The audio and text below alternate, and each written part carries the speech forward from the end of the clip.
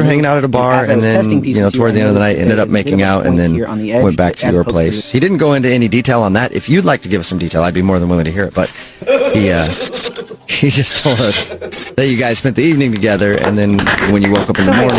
Wait, he told you that he spent the night at my house? Yeah. Did you that? He did. He didn't go into any more detail than that. Everything else I've made up in my head, and it was fantastic. But he didn't tell us anything more. He just said... Historically, these techniques have been applied in the construction of various wooden items. If you wanted to go get brunch or something, you said no, and then you kind of asked him to leave.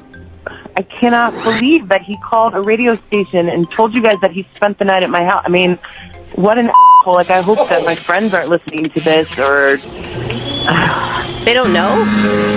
I mean, some of them do, but it's not like I want this information broadcast literally over the radio.